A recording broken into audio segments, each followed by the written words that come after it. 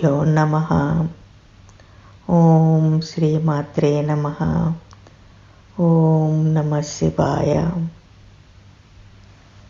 We just celebrated the Kartika Purnima, the full moon day of the month of Kartika. This brings an end to the Chaturmasa Vratam, which started on Guru Purnima. And this Chaturmasa Vratam is actually 4 months every year, but this year we had it for 5 months because of the Adhika Masa or the extra month. Here I will speak about Shiva in eternal freedom. In essence, we know that you and Shiva are not separate, are not different. In Shiva Manasa Puja, when Adi Shankara says Atmatvam, Atmatvam, it is clearly stated that you and I are the same self. We have understood so far that Shiva is absolute pure consciousness with no signs of relativity or no trace of ignorance. And this is what you experience in the transcendental consciousness or the fourth state of consciousness or Turiya. And this absolute consciousness as existence is what Paramatma is. So, even when Paramatma or Paramashiva took a form, he still remained as the pure absolute consciousness. He remained the source and the cause of everything, but he remained as the witness and let his Adishakti, his primordial nature or Shakti Swarupini, be his instrument for creation and creating the orderliness and the infinite natural laws under one natural law or dharma. Now, you just heard this Nirvana Shatkam, which is the 6 verses composed by Adi Shankaracharya, and this is nothing other than the song of the self. It is the song of yourself, of your own Atma. It is this song which is revealed in self-realization. It is this truth that is revealed in the Turiya state or the fourth state of consciousness, and one experiences it in the Nirvikalpa Samadhi, where all that is there is the self alone, and you are that self. And this is the beginning of the actual nirvana or freedom in enlightenment. So here the self-realization is the first step which leads you on the path to cosmic consciousness, and then the God realization or the God consciousness, and then the Brahmi Chetana or the unity consciousness, and finally being the Brahman, the Advaita, the self alone, the non-dual self, the pure absolute consciousness. Here the distinction between Paramatma and the Brahman, which is achieved by a human being enlightened, is that there is a little of the Lesha Avidya. This is because if one has complete absolute pure consciousness, then it is difficult to keep the body. The body cannot exist. So this slight trace of this lesha avidya, or the small degree of this ignorance, allows this one who has attained this Brahman state to function in this world and carry on this work as the instrument to God. And also this little relativity maintains this relationship with the Guru and his personal God. Then even this one who has attained the Brahman state will say, this is my Guru, me and my Guru, this is my God, and this is me and my Bhagavan. And so in Paramatma there is no lesha avidya, and he is completely, purely absolute consciousness. And this is what Shiva is.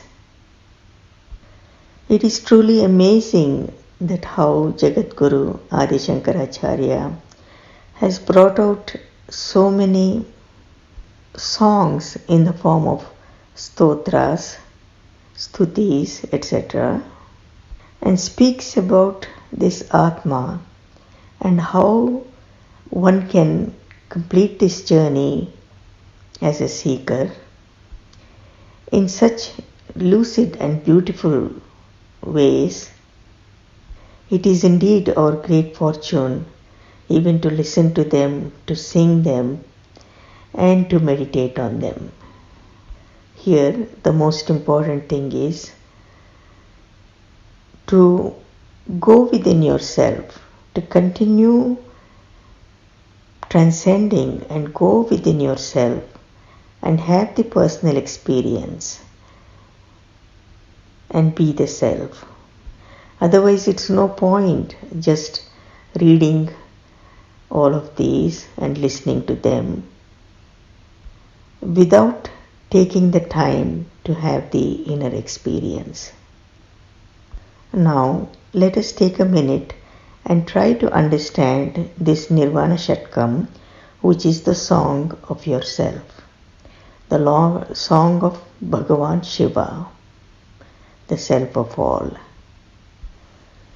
Manobuddhya hankara chittani naham nacha srotram na jihvana janagrana netram nacha vyoma bhumir na tejo na vayuhu chidananda rupa sivoham sivoham. This is the translation in English. I am not the mind, the intellect, the ego, or the memory. I am not the ears, the skin, the nose, or the eyes. I am not space, not earth, not fire, not water, or wind. I am the form of consciousness and bliss.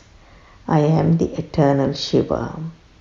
Chidananda Rupa Sivoham Sivoham Sivoham Sivoham. Next. Aham prana sannona vaipancha vayuhu navasapta dhatur navapancha koshaha navakpani padau nachopastapayu chidananda rupa sivoham sivoham. I am not the breath nor the 5 elements. I am not matter nor the 5 sheets of consciousness, nor am I the speech, the hands, or the feet. I am the form of consciousness and bliss. I am the eternal Shiva. Chidananda Rupa Shivoham Shivoham. Next. न मे द्वेषरागौ न मे लोभमोहौ मदो नैव मे नैव मात्सर्यभावः न धर्मो न चार्थो न कामो न मोक्षः चिदानन्दरूपः शिवोऽहं शिवोऽहम्. There is no like or dislike in me, no greed or delusion. I know not pride or jealousy. I have no duty, no desire for wealth. I have no lust or desire for liberation. I am the form of consciousness and bliss. I am the eternal Shiva. Chidananda Rupaha Shivoham Shivoham. Next. Na punyam na papam na saukyam na dukkham na mantro na tirtham na veda na yajnaha aham bhojanam naiva bhojyam na bhokta chidananda rupaha shivoham shivoham. I have no virtue or vice, no pleasure or pain. I need no mantras, no pilgrimage, no scriptures or rituals. I am not the experiencer nor the experience itself. I am the form of consciousness and bliss. I am the eternal Shiva. Chidananda Rupaha Shivoham Shivoham. Next. Aham nirvikalpo nirakara rupo vibhutvacha sarvatra sarvendriyanam navabandhanam naiva mukti nabandhaha chidananda rupaha shivoham shivoham. I have no fear of death. I have no caste or creed. I have no father, no mother, for I was never born.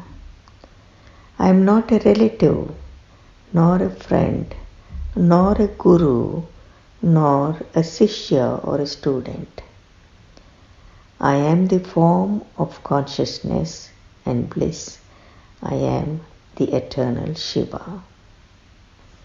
Chidananda Rupaha Shivoham Shivoham. Next. Na mrityurna shanka na me jati bhedaha pita naiva me naiva mata na janma na bandhurna mitram gururnaiva sishyaha chidananda rupaha shivoham shivoham. I am devoid of duality and my form is formlessness. I exist everywhere, pervading all the senses. I am neither attached nor free nor captive. I am the form of consciousness and bliss. I am the eternal Shiva. Chidananda Rupaha Shivoham Shivoham Shivoham Shivoham Shivoham Shivoham Shivoham Shivoham Chidananda Rupa Shivoham Shivoham Shivoham Shivoham Shivoham Shivoham. So here in this Nirvana Shatkam, in 6 verses, Shankaracharya describes this beautiful self, which one experiences in this transcendental consciousness or the Nirvikalpa Samadhi. And these words and this cannot be understood unless until one has the experience. If one simply reads these words, and then they can be actually misleading for somebody who has not had the experience of the self. and to just say, I am not this, I am not that, or I am this, or I am that. And then how they relate to others and how they relate to the world or how they relate to themselves, all can create confusion.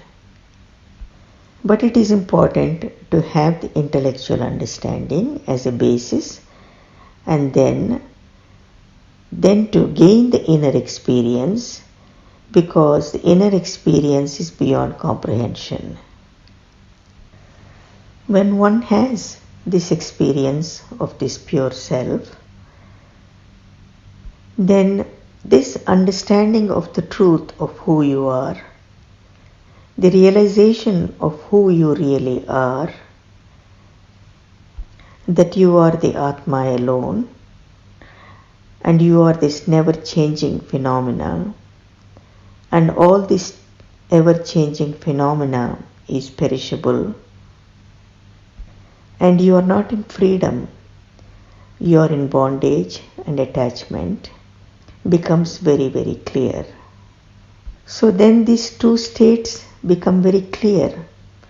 The changing phenomena and the non-changing phenomena, and the knowledge that you are this self alone becomes very real in your cognition. One can never forget this experience, this concrete experience of knowing the self. And when one has this pure experience of the self, then one longs for it again and again, to have the same experience, because this is the experience of the pure eternal freedom.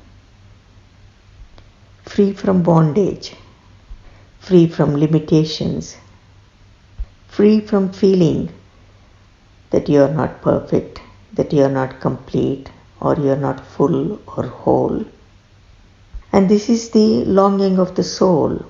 This is the eternal longing of the soul, to be in freedom, to be in full, to be in wholeness, like Shiva, because you are the Shiva. When I had my first Nirvikalpa Samadhi, it was truly beyond comprehension, and it took me days and weeks and months together to understand it, to fathom it, and what it has done to the whole of the physiology and the nervous system was also beyond comprehension. And then for several months, I don't know for how many months, I never had the exact same Nirvikalpa Samadhi for a long time. And then this longing continued, that I wanted to have that experience. Because having the Savikalpa Samadhi, where the mind, some remnants of the mind are there, is not the same as this pure experience of the self. But after that, then it became, my nervous system transformed so much, it became so much easy for me to go into samadhis. So again and again we come back to this nervous system, which needs to experience this silence, and it is the one which is transformed. Here again, the repeated experience of this pure self-consciousness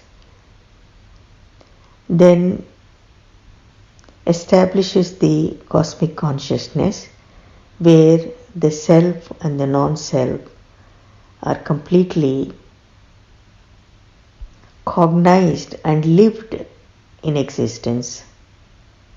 This reality of who you are, the Atma, and the non-reality of this ever-changing phenomena of your body and mind becomes your everyday existence. So here, for all of you seeking enlightenment, it is important to understand that it is the self which brings the transformation into the non-self. It is the self which does it, this transformation into the non-self, and it is not the non-self.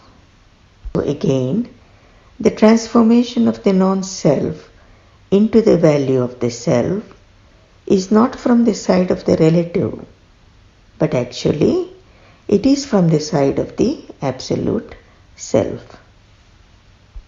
Again, try to understand, it is the self which is infusing its essence of immortality to the ever-changing face of the relative, and thereby transfusing this immortality to the ever-changing face of relativity. So with this infusion of the self, the immortal self, into the ever-changing phenomena of the relativity, then it is raising the value of the relativity to the value of the absolute. So the whole process of enlightenment is bringing to light this mechanics of transformation of the non-real into the value of the real. But the whole teaching and experience is not in terms of the non-self glorifying itself. Again, the whole of the teaching is not in terms of the non-self glorifying itself, but the self which is Sat, eternal, which is non-changing, absolute, and which is infusing the immortality and the eternity into this ever-changing futility of relative life and raising its value to its own status.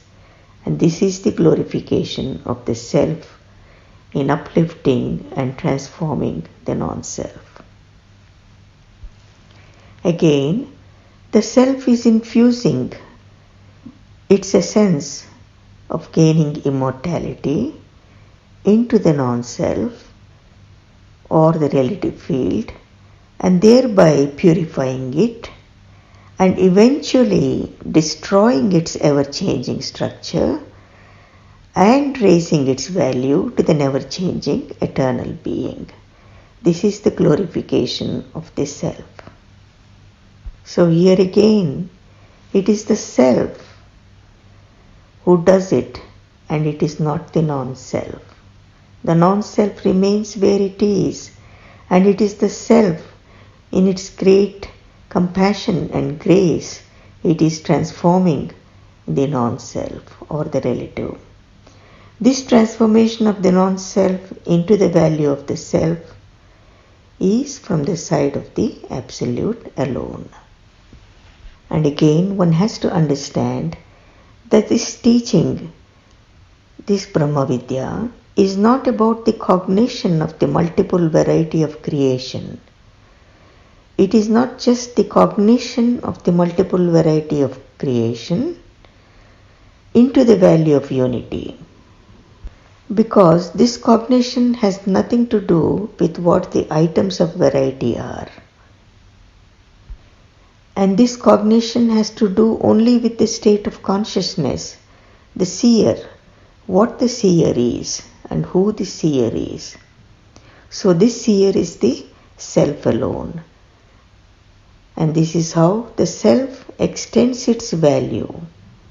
It extends its value to the non-self. Further, you need to understand that in reality the self is omnipresent.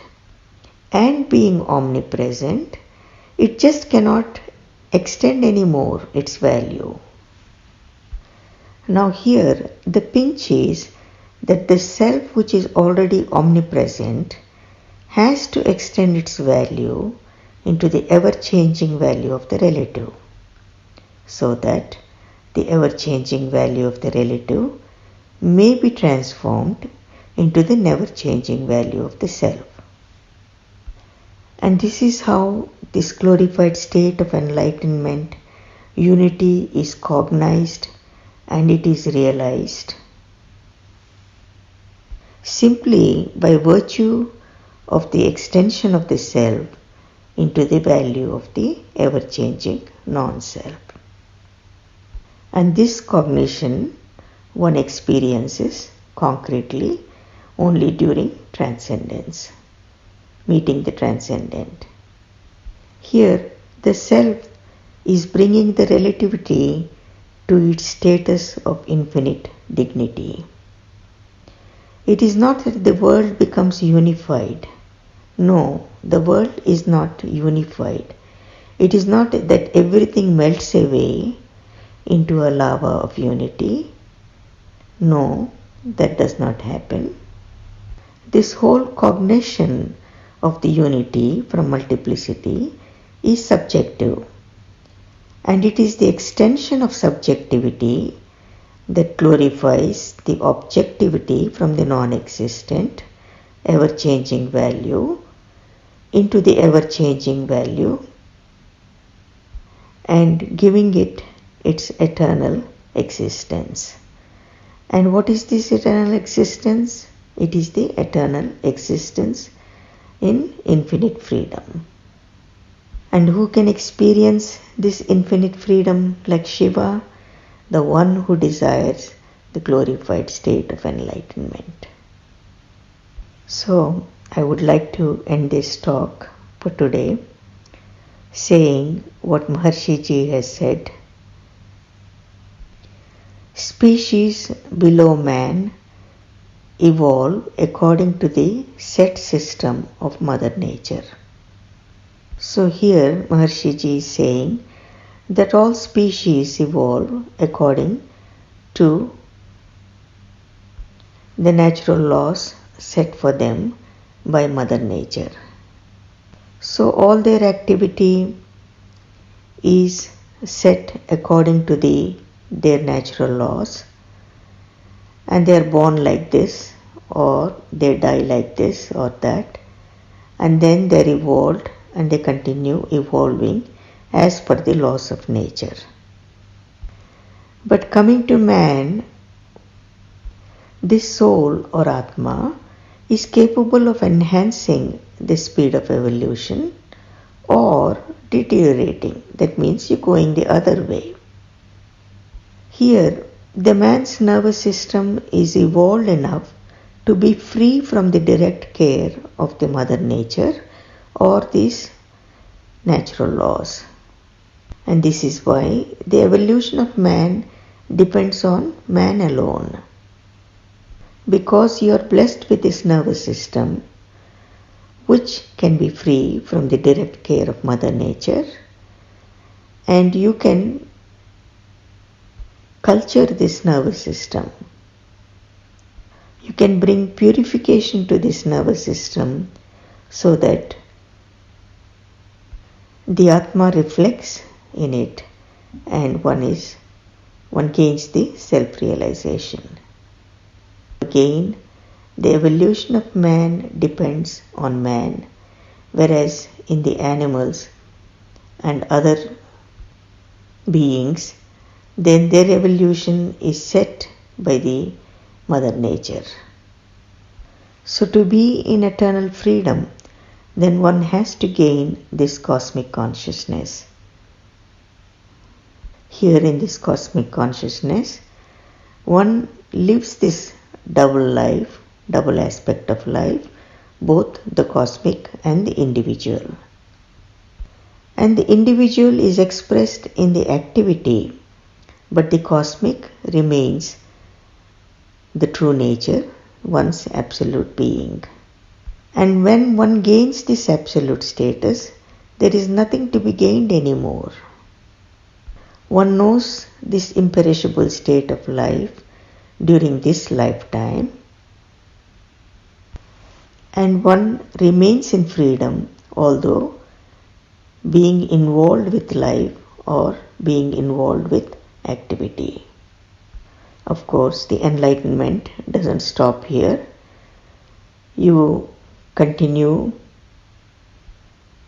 infusing more of the self into the non-self until all of it becomes absolute, and that is the unity consciousness or the Advaita. But for who has not stepped into this imperishable state of life during this lifetime, then he will not be in freedom and he will not experience this Jivan Mukta status. And what happens then? He goes leaving this body, he goes to some other body where he can find fulfillment according to his desires. But for one who has gained this absolute status, this imperishable state of life, there is no desire for him that can bring him to birth again. And this is how he rises above the bondage of birth and death and all that. And this is what one experiences during the lifetime. During this lifetime, because this enlightenment has to be gained during this lifetime, the state of being.